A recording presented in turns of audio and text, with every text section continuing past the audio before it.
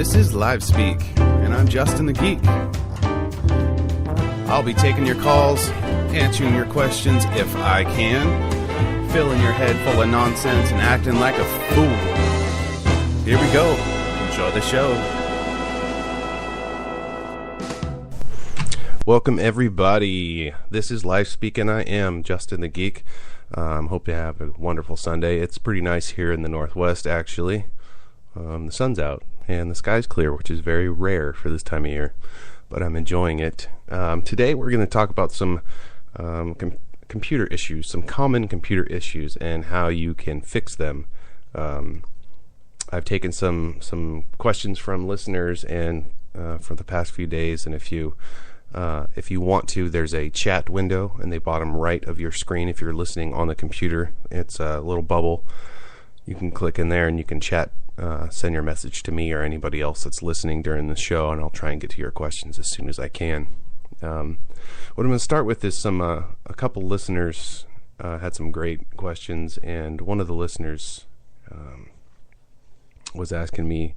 He said, this is Richard Drexel. He says, his USB card reader is intermittently working. Sometimes it works when I reboot and sometimes not. It's an internal USB internal card reader for Windows 7. Okay, so the card readers, sometimes with Windows especially, if you have your automatic updates turned on, a lot of the time Microsoft Windows it's every Tuesday they have new patches and new software and new updates. But what Microsoft will do is it will search your computer and try and give you a better match for your hardware, and it'll provide the Microsoft version of the driver. So my recommendation for you, Richard, is to go into the driver for your USB card reader and roll back the driver.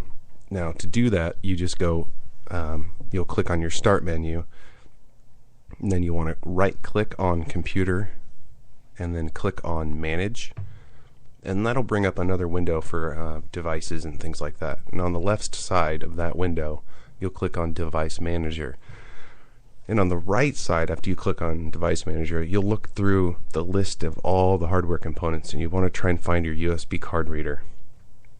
And it's probably going to be under, I'm trying to think where mine is under. I don't know if I even have one on mine. If you click and look for USB or Universal Serial Bus Controllers, there's a ton of them. But most of the time it's under disk drives. So what you want to do is when you find it, you'll right click on it and you go to Properties. And under Properties, you'll go to the Driver tab, and then there's a selection for Rollback Driver. And what that does is it goes back to the previous version of the software that was used to control that hardware. Like I said, Microsoft will give you, and this happens a lot too with screen drivers for your video. So if your computer screen is having issues, or you're getting a message that's saying the driver's not compatible, that's probably because your automatic updates are installing these drivers. So try that rollback, and Richard, you can get a hold of me on Facebook, and I can walk you through that more if you'd like. That's a pretty common issue. The problem is that it's Microsoft, and Microsoft is a pain because they finally got it right. I'm not even going to say right. They got it done well with Windows 7. Windows Vista was a joke, and Windows 7 basically is Windows Vista, but it's the completed version of Windows Vista. And Microsoft decides that when they want to change something, they're going to change it whether you want it or not. So I'm not telling you to turn your automatic updates off completely, although a lot of people do. Just have it change the settings to check for updates, but don't install. And if you want to do that, I can tell you how to do that real quick. You can click on Start and then type in Windows Updates, and you'll get the option highlighted for Windows Update. And when you go into the Windows Update window, on the left-hand side of that screen, there's something that says there's an option for change settings. You can go in there and change the settings and make it check for updates, but let me choose whether to download and install them. That's usually a good option. Or you could download updates and then choose whether to install them or not. It's up to you. But that's a good thing to do for that. So thank you for that question, Richard. It kind of makes me go on a rant about Windows and Microsoft and their whole pushing out of software. They always do that with all their operating systems. Microsoft is just like that. They think, oh, okay, well this operating system, Microsoft Windows, whatever, is almost done, but let's throw it out on the shelves anyway. So they put it out for sale, and then for the next 3 years, you have to do updates every day. Every single day it seems like you're getting a new update. That's because they don't finish their software, and that's where it gets tough when people ask me about whether they should get a Mac or they should get a PC. And that leads me to this question by another listener that I have, Mike Mortensen Jr. He actually says, I want to buy my wife a Mac computer. She has an iPhone, and Apple products work much better, but they work and operate much different than Android and Windows. I only understand how to operate Windows and Android. Someone told me that it is almost impossible for Apple products to get viruses. Is that true? That's a good point, Mike. That's somewhat true. It's nearly impossible at this point in time to get viruses on them, mainly because, one, with the App Store, the difference between the App Store with Android and the iPhone is that iPhone has a strict policy on the apps that they put on there. So they screen everything that goes into on the App Store for Apple. Now Android, on the other hand, I could make an app and it could be 100% virus, and I could throw it on there, and yeah, they wouldn't care because they don't check it as well. So that's as far as mobile devices. As far as the home devices with a Mac computer versus a PC computer, is like I said with Microsoft, is it's never complete. They have so many problems with Microsoft that it's easy to infiltrate. It's easy to get into your computer and hack your computer. Microsoft is it's open. It's been around for so long that it's not very secure anymore. That's what happens with a lot of antivirus programs. Is the longer the antivirus programs have been around, the easier it is for hackers to get around it because they know more about it. Now, as far as Mac goes, they're getting more and more popular, so in time it's going to kind of transfer over. It's going to be I know a lot of Apple people out there are hoping that Apple takes over, but if they do become the most common computer, and hackers will focus more on that. That's just the issue right now, is that Macintosh, when they put out their operating systems, is they are 100% complete.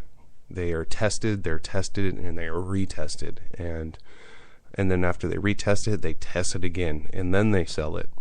And a lot of the times too is their upgrades to their new operating systems are free or really cheap, because they know that they're not going to charge you a whole bunch of money for an update. So my recommendation, I don't think that Apple's that hard to learn, to be honest. It's pretty much Apple in the last, I would say, 4 or 5 years has kind of taken over the look of Microsoft in a certain way. I mean, they don't have the start menu or anything like that, but it's pretty much all the same. You go to your internet, you can get Firefox on there, you can get Google Chrome. Safari is their main browser, but my advice to you, Mike, would be to go ahead and get a Mac, because honestly, I have a lot of friends that had PCs, and they called me all the time for computer issues, and they got a Macintosh. Like my buddy Ryan got a Mac, and he stopped calling me, because he doesn't have problems anymore. They just run so well, and it's because the Macintosh and Apple, one, they're handmade still, and two, they are thoroughly tested. So as soon as they get more popular, like I said, they might have an issue with viruses. As far as I've known, I've only heard of maybe 2 different kinds of viruses that have targeted Apple products. But it is very difficult because the programming is so good and it's so cryptic that it's difficult to infiltrate, and it's really difficult to get a virus on it. But that is a great question. I mean, I'm a PC guy because that's what I use, that's what I troubleshoot, and it keeps, it keeps me in the line of work that I'm comfortable with, and that's computer repair, because as long as Microsoft is out, I'll always have a job. So in that sense, I think everybody should buy a PC so I don't ever lose my job. But Mac products, as of now, not a lot of them are used in big networks. So they're great for home use. I don't know how well they work in a network environment, but go ahead and go out and get a Mac. They are more expensive, but you do get what you pay for. So thank you for that question, Mike, and I hope I answered that as best as I could. We're going to go to a music break here. This is a song by Major Parade. A friend of mine, Ty Weathers, produced for this band, Major Parade. This song's called When I'm Gone. When I come back, we'll talk about some popular issues that you can resolve on your own.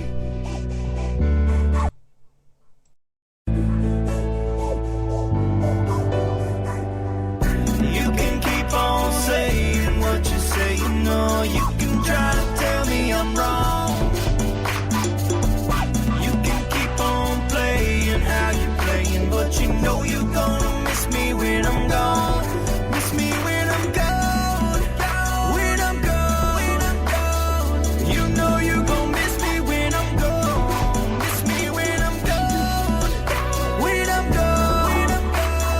You know you're gonna miss me when I'm gone. Oh, fog in the lights, the smell of the night, blowing down the boulevard. Sounds of the flight, descend from the heights, pouring through the open scars. Bled my name upon a canvas, but the corners of the pages were frayed. So who's to blame? You were swaying in the waves while the voices of the sages were played. You can keep on saying what you say, you can try to tell me I'm wrong. You can keep on playing how you're playing, but you know you're gonna miss me when I'm gone. Miss me when I'm gone. When I'm gone. When I'm gone. You know you're gonna miss me when I'm gone. Miss me when I'm gone. When I'm gone. When I'm gone. You know you're gonna miss me when I'm gone. Oh, falling leaves, willows grieve. All the green is turned into brown. 7 seas, bury me. Time has got me feeling it now. Little things, metal rings, set upon an ivory crown. Painted brings, as the kings, a time to bring a kingdom around. You can keep on saying what you say, you can try to tell me I'm wrong. You can keep on playing how you're playing, but you know you're gonna miss me when I'm gone. Miss me when I'm gone. When I'm gone. When I'm gone. You know you're gonna miss me when I'm gone. Miss me when I'm gone. When I'm gone. When I'm gone. You know you're gonna miss me when I'm gone. Oh.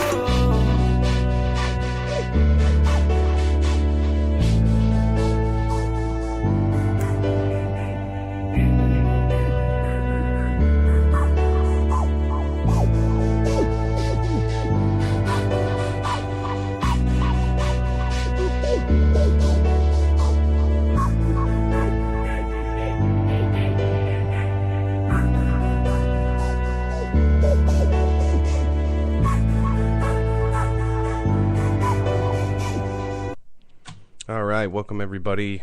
That was Major Parade, again by my friend Ty Weathers. You can actually go and get some free beats from Ty at the ittybittybeatclub.com.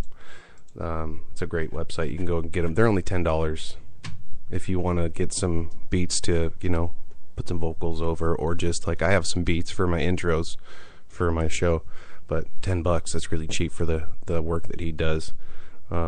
Before the break, we were talking about some computer issues. We were talking about buying a Mac and things like that. I wanted to go in and talk about some more popular computer issues, the ones that I hear a lot. Not such difficult ones. I do hear a lot of difficult ones, but I won't excuse me, I won't get into that on the radio. But some common computer issues that I hear, like for instance, the first one is my computer won't turn on. There's a lot of different things that you can do to troubleshoot on your own before you take it into a repair shop, because when you take it into the repair shop, they'll do all these steps and they'll be charging you hourly while they do this step. So if you can do this stuff before you go to the repair shop, it'll save you some money. So my recommendation, if your computer won't turn on, first, in the back of your computer, this depends, if it's a desktop computer or a laptop. If it's a desktop computer, in the back of your PC, now I'm only talking about PCs because I don't troubleshoot Macs, because I never have to. For your PC computer, in the back of your computer, there's a switch where the power plug goes in. I was talking with Sliv about this earlier, actually. It's a little red switch, and it says 115 or 220 on it. Make sure that you can see 115, because if it's flipped to 220, that means it's set to voltage that won't work here. We're on 120 in the United States. If you go over to Europe or overseas, they use 220, so then you could switch that. But I've actually seen that happen a couple times where people come in and their computer doesn't work and won't turn on. It's just because that switch in the back got flipped. It's really hard to flip that by accident, so who knows how it happened. The other thing you can do, and this sounds really dumb, is to unplug your computer from where it's plugged in the wall and try a different port. If you're plugged into a surge protector or a power strip, try plugging directly into the wall and see if that will turn it on. Another thing, there is a black switch on the back of your computer, and it has a straight vertical line on it and a circle. The circle means your computer is off. There's no power going to it. That's the on and off switch for your power supply in your computer. Make sure that is switched to the vertical line, the up and down line. That means there's power going to your computer. Those are some simple things for your PC. Now, if you have a laptop, it's a little different. Laptops, the problem is when they don't turn on, usually it's a big problem. Most of the time it's because either you, like I said, try a different port in the wall, try a different surge protector, but most of the time the cord itself, the power pack as we call it, is dead, and that happens a lot. You can actually buy replacements for those through the manufacturer, or you can get universal ones for a lot cheaper.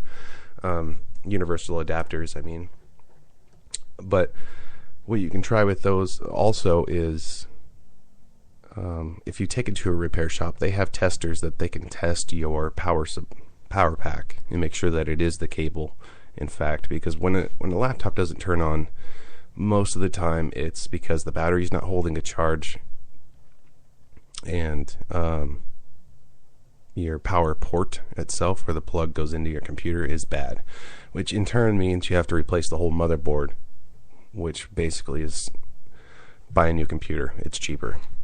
Laptops are a little iffy when it comes to power problems. If your laptop's not turning on, there's not a whole lot you can do at home, unfortunately. Take it into the repair shop and see if it's your cord, and if it is, you can buy a cord for really cheap. And if it is the motherboard, or if they say it's the power port, most of the time you can't replace just the power port. You have to replace the entire motherboard on a laptop, and that's not cheap. So another common computer issue, we're talking about laptops freezing. Like if they freeze up on you or lock up on you all the time. One of the biggest things that people don't realize with laptops is they don't cool down. And I'm sure people notice it because they're sitting on your lap and they get extremely hot. The problem with that, or the issue behind that, is that the fan is only about, I'd say, 2 to 3 inches wide. It's a very small fan, and it heats up just like a regular desktop computer heats up, except your desktop computer is a big empty space and it has big fans to cool it down. Your laptop doesn't have that. It's got a heat coil that pulls the heat from the processor, and then that heat goes up and gets, sucked out through with the fan. Well, in the vent on most laptops is only about 2 inches, 3 inches wide, so the whole computer is going to get really hot, and your computer is going to freeze up, because when your processor gets really hot, it doesn't know what to do, and it just, as a safety precaution, it just locks up. It stops processing anything. So go out, spend $20 to $40 or $50 on a cooling pad. It will save your life. All it does is, it's basically a fan inside of a pad that you put your laptop on, and it helps to pull the heat away from your laptop and disperse it away from it, so your laptop doesn't get hot and overheat. It's basically getting a big fan, and sucking the hot air away from your laptop. And believe it or not, that will make a huge difference, because when your laptop gets hot, it slows down. When it gets really hot, it stops. So if you have it's just like a car engine. The cooler it is, the faster it runs. Keep your laptop cool. Another thing, don't put it on, if you don't have a cooling pad, don't set your laptop on your bed. Don't put it on blankets or anything like that, because it can overheat. Extremely hot when you put it on your bed. I've seen a lot of people come in, and I've taken their laptops apart and looking in the fan, and I can see there's hair in the fan. There's you can see feathers from people's pillows in the fans. Most of the time, sadly, but with women, what happens is that their hair will fall out, and then it gets stuck in the fan, and eventually the fan will stop moving. So that's when you have to go get it taken in and have the fan taken out and all the hair taken out. So that's one of the main issues when your laptop is freezing. It's mainly because it's hot. The other thing is if it's Microsoft Windows, it could be a million different things. That's where you have someone like me just take a look at it and see what one of the main culprits are. Because, like I said, with Windows, who knows? But overheating is the number one issue with laptops. They can cause all kinds of problems overheating, and it's dangerous as well. If you have it sitting on your bed and you let it, and it gets hot enough. I mean, I personally in my life have never seen it happen, but I've heard of it happening, where it does start fires. So get yourself a cooling pad. Turn your laptop off every night. Yes, every night. It's not like a desktop computer. Turn it off every single night, and it won't have any more problems. Trust me. We're going to go to a commercial break real quick, and then when we come back, I'll talk about a few more common issues that we have. Stay with me. Okay, welcome back. I hope that was an interesting commercial. I don't get to hear them, and I don't get to pick them, so I have no idea what that was about. So I hope it wasn't anything inappropriate. We were talking before the break, some common computer issues, and I was just talking about laptops freezing up and how to fix that. Another one that I get a lot,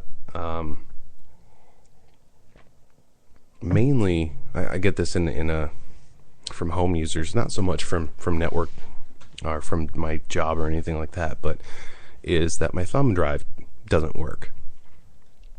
Now, a thumb drive or a flash drive, it's a little portable drive that you save your information on, and it plugs into a USB port on your computer.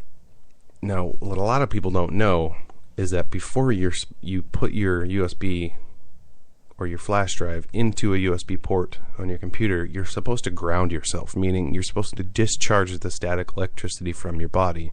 And you can do that by touching your computer.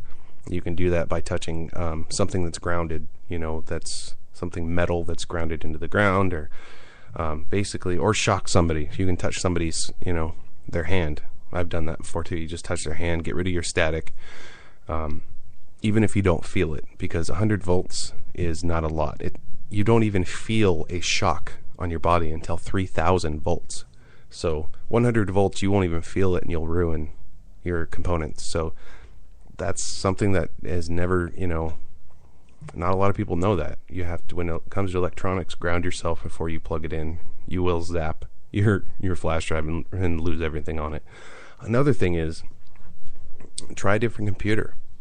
Maybe the USB ports are dead on your computer. If you've tried every USB port on your computer and your flash drive still doesn't work, try it on another computer. Now, if it does work on another computer, my advice is to copy everything off of it. Copy everything you have on that flash drive onto the new computer that it does work on, because it might just be a fluke that it's working and it may never work again. Or, like I said, your USB drives might be bad. So that's mainly with flash drives. If they don't work, they've either been destroyed because of static electricity, or when people just pull them out of the computers. With PCs, you have to eject them. Basically, there's an option to eject your USB devices before unplugging them. And all that does is it tells the computer tells the flash drive to stop processing and stops thinking, basically. So it's like cutting somebody off in the middle of them talking. You don't want to do that with your flash drives. You want to just let it do its thing and then stop completely and then pull the USB drive out, and that'll help you. With Macintosh, there's an eject on it. All you do is drag it to the trash can and it'll eject, and you can unplug it that way. But like I said, it doesn't take much to shock those things and destroy them. Another issue people have that I hear a lot is they can't connect to my wireless at home with their wireless internet.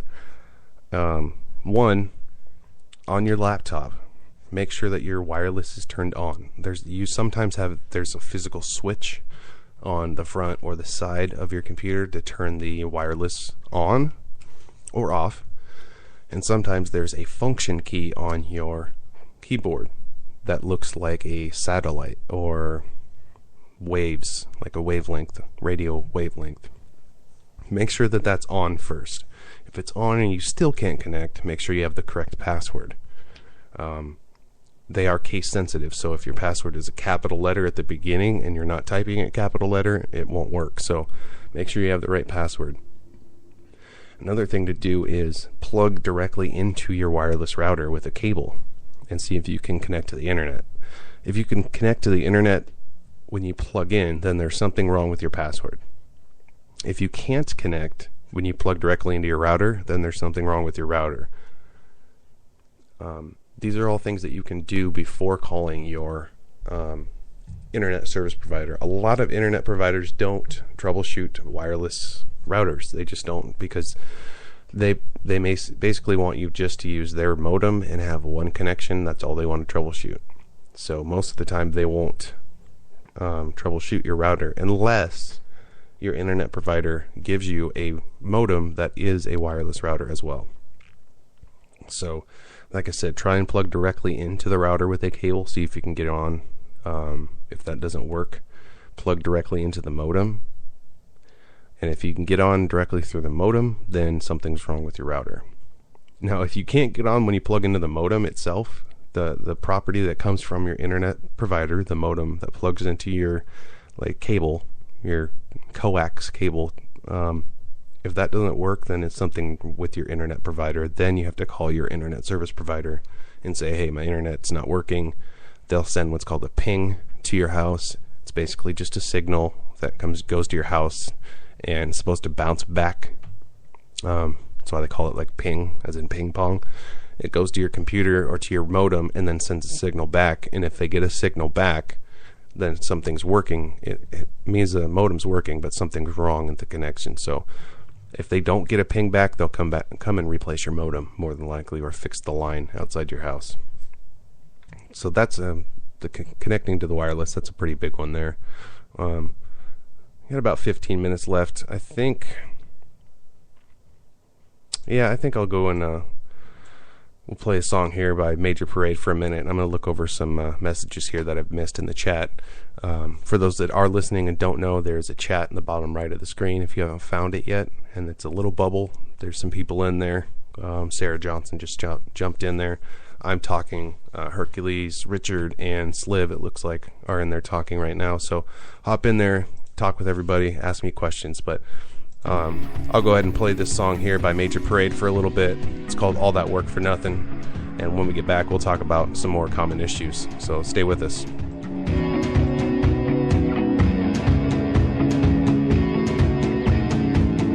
Got me moving far away.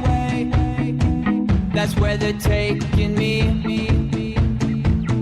Can't control the press I make.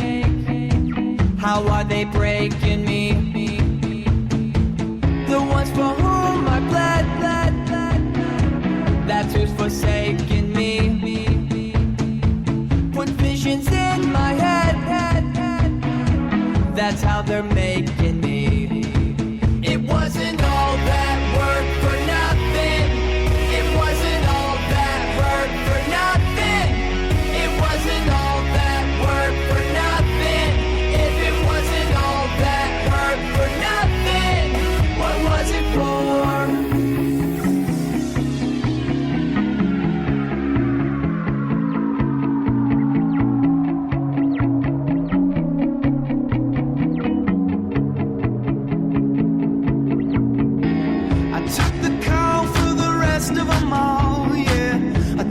Fall for the dream. And who's to know I was working to crawl, yeah, while you were fighting to breathe. Put your shoulder up against the stone and turn your face to the night. If I was really walking blind in the dark, then tell me who was shining the light. It wasn't all that work for nothing. It wasn't all that work for nothing. It wasn't all that work for nothing. If it wasn't all that work for nothing, what was it for?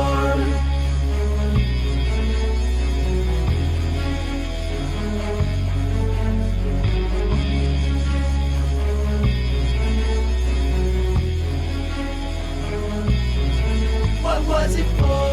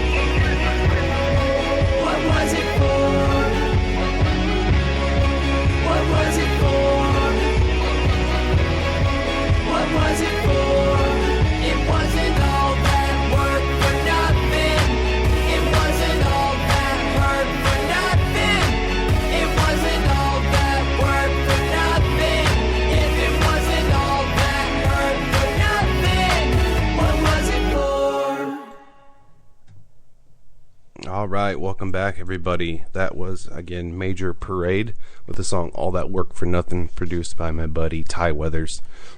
You can go and download some of Ty's beats or contact him to make a special beat for you at ittybittybeatclub.com. Great website, $10 beats. There's some VIP beats, which are a little more expensive, but they are incredible.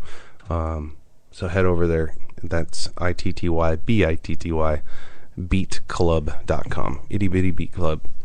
We were talking before the break again about some common computer issues, and I got another question on my Facebook, actually. And this one I get a lot, and it's a really hard question to answer with a firm yes or no or one answer. And it's, what is the best antivirus software to get? Talking earlier, the best would be a Macintosh. But as far as PC antivirus goes, now there's a couple different things that you can do. There's free, if you don't want to spend any money. There are free ones out there that are pretty decent.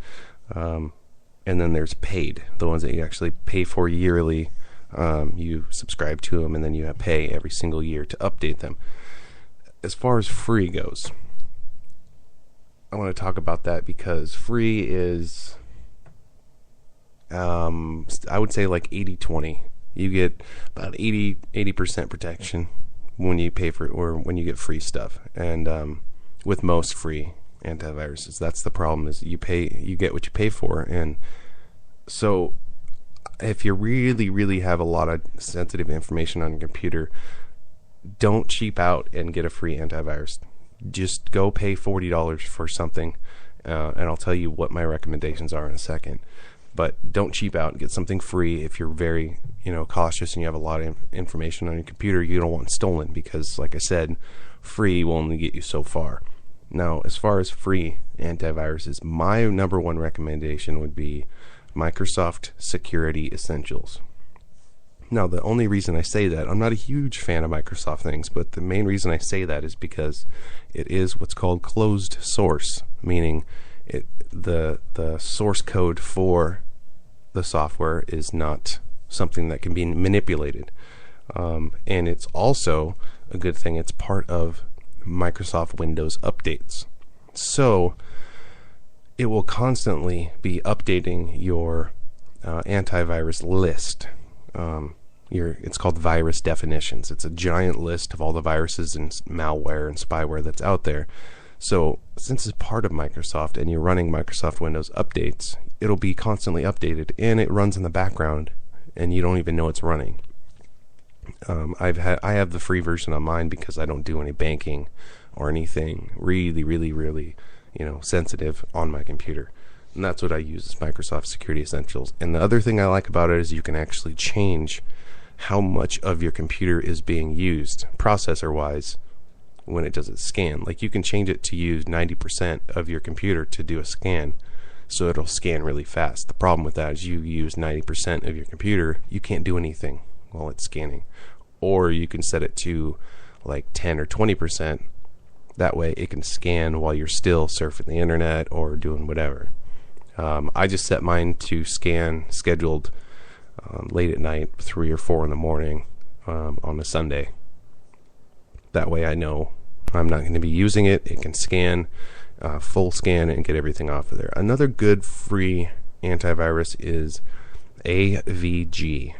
And I don't know what it stands for, to be honest, but Antivirus something, AVG. That one is pretty decent. And again, like I said, it's free, so you only get, only 80% protection. You're still vulnerable. There is a pro version of AVG that you can pay for, which is very good. But AVG is another free one. It is kind of a source hog, though. It will slow your computer down. So I would say stick with Microsoft Security Essentials. That works really well with Microsoft Windows. Now, as far as paid goes, this is where it gets really difficult, because it kind of depends on what you're working with. Because if you have a computer that's extremely fast, brand new, tons of resources, you can get away with doing something like Norton. Norton has been around forever, and everybody's probably heard of it, but it is a resource hog. It will slow your computer way down if you have a middle-of-the-line or low-end computer. So if you have, a $300 laptop, don't put Norton on it, because you won't be able to run anything. Norton constantly scans your emails, it scans your internet traffic, it scans everything you do constantly.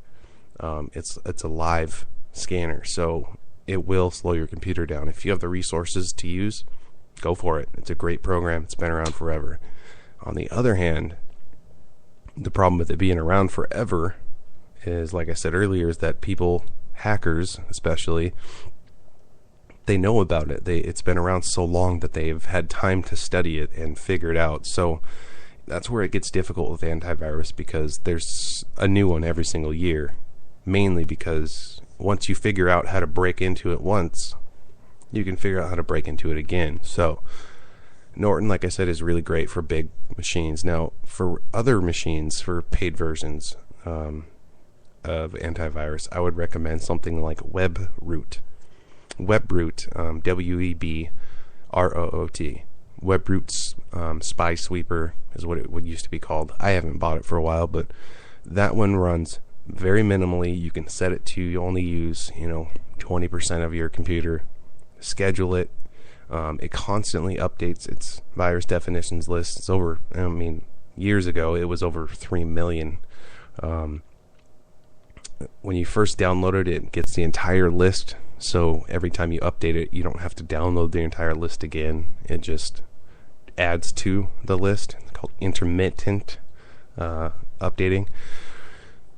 So that's my recommendation for the paid versions. I really don't know much about, honestly, McAfee.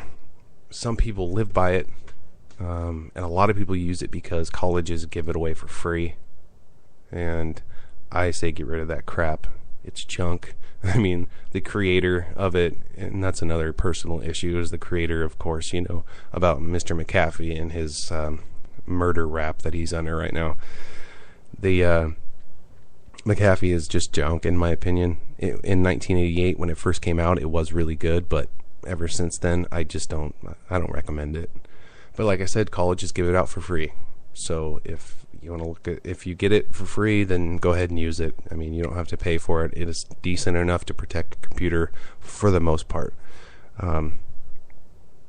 But my main recommendation would be to use WebRoot, because that will work for the low-end computers, the middle-of-the-line computers. And then WebRoot also has an enterprise version too, which will work for big corporations, networked computers and things like that. So you can run it on a server and then protect all the computers in your network. So I would say go with that, definitely. But I hope everybody got some questions answered and got some good insight on how to fix their computers. I mainly just want people to learn to do a few things before having to take their computer into the repair shop and save you a little bit of money. Remember, restarting your computer will always help. And if you ever call some computer support for anything, that's the first thing they're going to ask you to do. Will you restart your computer? Will you reboot your wireless router? They always want you to restart it. So just start with that. It's basically like giving your computer a good night's sleep, refreshes its brain, and it comes back on, and most of the time a restart will fix any little issues you have. So try that first before going in and paying somebody $30 to $50 to do that for you. But if you want to learn some more secrets and professional tips on how to speed up your computer and getting it working the way that you want it to, I'm talking about the secrets that you get paid or that you get charged like $100 for at the repair shop. I have a course that I put online. It's only an hour and a half long. There's quizzes at each section. I have 18 lectures in it, so it's really short. They're 4 or 5 minutes a piece. It's $29. It's cheaper than Antivirus. You can go on to my website, www.justingilson.com, and look at the online courses link, and it'll take you over to my course. It's called Speed Up Your Computer. There's tons of reviews on there. I think I have 25 people that have taken it so far, and I've gotten 5-star ratings all across the board. So I recommend heading over and checking that out. There are promotional codes on that course page right now. I think there's still there's 6 of them left for $15. So if you head over there before they're gone anyway, there's still 6 coupon codes left for the course to be $15. That's well worth $15 to learn to speed up your computer and learn the secrets of the professional, so you don't have to keep taking it into the Geek Squad or any repair shop for that matter. Like I said, head over there, ask if there aren't any coupon codes for the $15 ones. I'm pretty sure the next step up is only $20, so it's a very small investment to keep your computer running the way it should. And you have lifetime access to the course. You have access to me, the instructor, and then the live Q&A sessions that I host. So I hope you enjoyed the show. I hope you learned a few things. Head over to justingilson.com and sign up for my course. Have a good one, guys.